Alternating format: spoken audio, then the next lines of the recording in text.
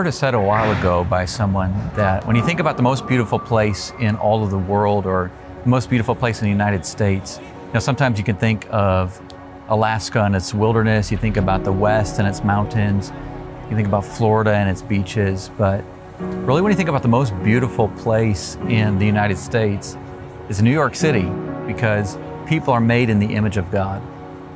There's more image of God in New York City. It's the largest city in the United States. And so really to God, this is the most beautiful place because there's more people here. New York City is the largest and most densely populated major city in the United States. Within its metro area, it's 22 million. Within the city limits, it's 8.5 million people. And it's just densely populated. In some of the more densely populated neighborhoods, it's 100,000 per square mile. In our neighborhood out here, and they're not as packed in here, it's about 40,000 people per square mile. There's so many people here, so much need. Would you like a free Bible, sir? Hey, would you like a free Bible today? Often I'm asked, what's my favorite thing about ministering here? And I have to say it's the diversity. It's a diversity of ethnicities. It's an economic diversity. You get all of that different, but with that you get a diversity of religious beliefs, and also you get the diversity of need. And when you think about the spiritual need here, it's so vast. You could talk to someone on the street that's an atheist. The next second you're talking to a Buddhist. Next minute you're talking to a Hindu. Love to see you. Max, I'm Caleb. Nice to meet you. I also heard someone say this once, though. New York City is like a magnifying glass.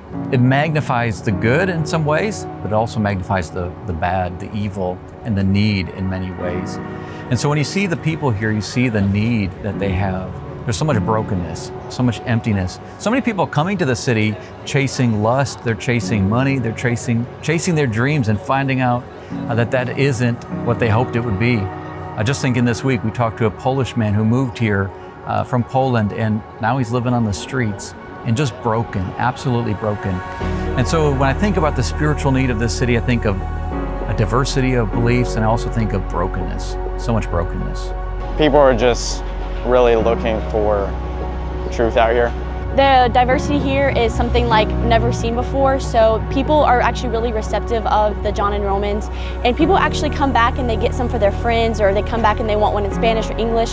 So it's definitely a lot different than King, but it's definitely encouraging to me to see the diversity and how receptive people are of the gospel, even if they've never heard of it or if they come from different religions.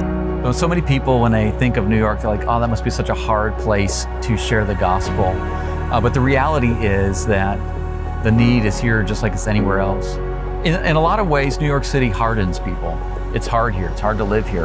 And so there is a shell and a exterior hardness to people that they have, but the need is still there.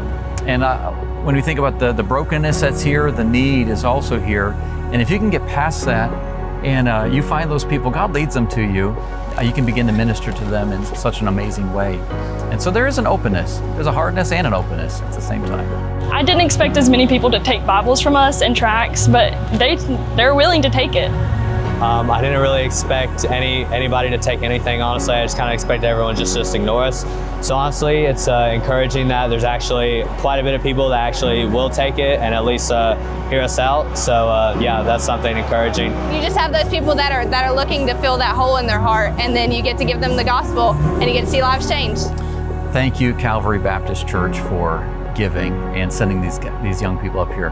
Hey, my first time in New York City was as a teenager, and I was sharing a little bit with the group how when I left the city after those couple of days, I knew God wanted me back here to minister, and it was through that God really began to open a door. Thank you for your sacrifice. I know it's a lot to send some of your kids up here. It's scary, but it's an amazing opportunity for them to see God work and to see the world and to see the need. I don't know, I expected to dislike the city. I didn't really expect to enjoy it, but I really enjoy it, which I can't believe it.